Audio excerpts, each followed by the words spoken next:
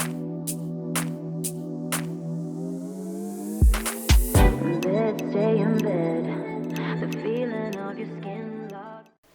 guys, and welcome back to my channel. So I'm so excited to do this tutorial. Like, I didn't even know what I'm calling this look, to be honest with you. But basically, this is my first tutorial using the new Anastasia Shadow Couture palette. I'm a little confused on the name. I think it's Shadow Couture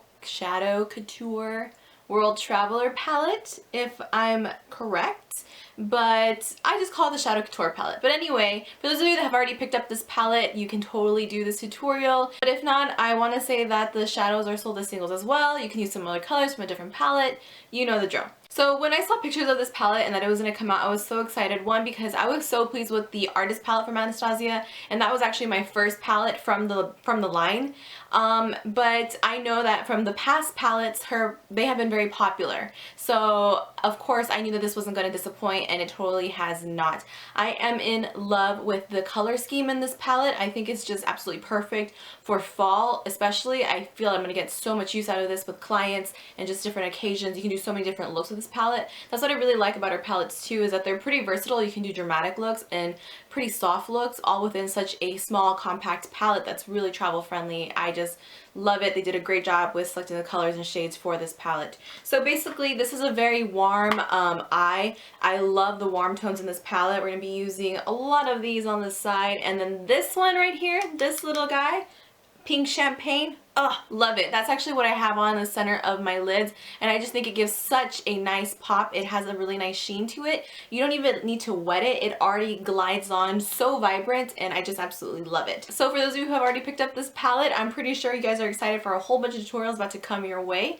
Now, for those of you who follow me on Instagram, you will know that I'm hosting a giveaway right now. This is going to be going on until Wednesday of next week, which is the... Let me get my calendar. I'm always out really off on my dates. Okay, so this giveaway is going to be going on until the 22nd of next week of July.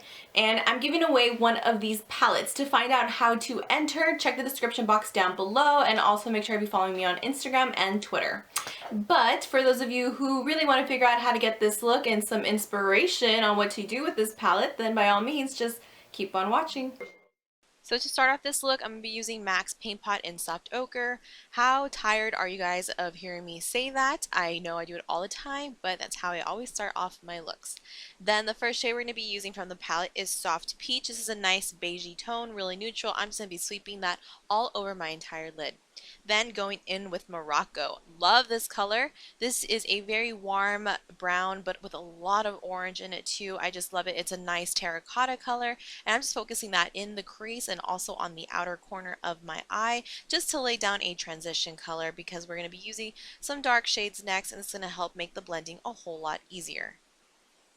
Then taking Sigma's gel liner in Liberally Toasted. This is a medium brown liner, and I'm just actually going to be taking this onto a flat shader brush and pressing this out into the outer V of my eyelid, and then also going to be taking that into the inner C of my eyelid. And I'm just going to be taking that all the way up into the crease, but not too far. I just want to use this as a base. Since we are going to be using darker colors, I do want them to be as vibrant as possible. This is just going to help make sure that is possible, and also make sure that they really stick on well. So then going in with the shade Fudge. Love this color too. This is a nice dark rich brown. Fudge is such the appropriate name for it. I'm going to be placing that right over on top and making sure to just layer that on evenly. Then getting a smaller blending brush and starting to work those two shades up into the crease and then connecting them in the center. This is one of those 3D smoky eye looks to where you're going to have, or also I know it's called the halo eye if I'm not mistaken. And then just taking a little bit of intense gaze and just making sure to add that in the crease, just to make sure everything is blended well. You don't see any harsh lines from that gel liner we had used previously. And then just going back in once more with a big blending brush just to make sure everything is melted into each other. Now for my favorite part, this is the Pink Champagne, my favorite shade from this palette. I'm taking this on a flat shader brush and just pressing and sliding this down onto the center of my lid where we didn't put any color whatsoever. This is going to make sure everything pops, and this is going to really make sure that this sticks onto your eyelid and adheres the pigment a lot better. And you can build this up to the intensity you want. If you use this wet, it's going to be even more intense, or if you use some kind of mixing medium, this is just going to sparkle like out of this world. Pop on some glitter and you just turn this into a whole night out look. Then just going in with that blending brush once more and making sure that all the edges are really smoothed out and everything is nice and blended. Again, no harsh lines are visible. For my wing liner, I am using my Inglot gel liner in 77, and I'm just going to be starting off the base of my wing, then connecting the inner tear duct all the way to the tail, and then connecting back down into that baseline that we created. Once our liner is on, we're moving on to the face. I'm using my Nivea Men's Aftershave Balm. Got this tip from Nikki Tutorials. Trust me, this is a great drugstore primer. Moving on. Then I am using my Bobbi Brown Light Bisque Corrector just to correct underneath my eyes any redness or purple that I may have, but also using this to clean up my wing. As you can tell here, if you kind of go a little outside the lines or a little bit jagged on your wing, girl, you can always just fleek it out with that. Then for foundation, I am using my MAC Waterproof Nourishing Foundation Pro Longwear Nourishing. You guys know the name of it. I did a review on it. If you guys want to check that out, I'll link it down below. And then I'm taking this with a beauty blender. I'm using the black one. Talked about this on my Snapchat. I have been loving this for my foundation and concealer recently. Then for my concealer, I am taking my MAC Pro Longwear Concealer in NC15 and also using that same beauty blender to blend it all out. As you can tell, this is just going to be a MAC day using MAC foundation and concealer. Then I'm taking my Nye Luxury Powder in Cameo and a dry beauty blender and just making sure to pack on my baking. I am going to be placing this powder heavily underneath my eyes and also in my T-zone because, as you all know, I am oily, and just to make sure everything is set for a long day ahead, it's going to keep everything nice and matte. Then I'm going to fill in my brows off camera, and when I come back, you can tell I am just dusting off all that baking that we have done.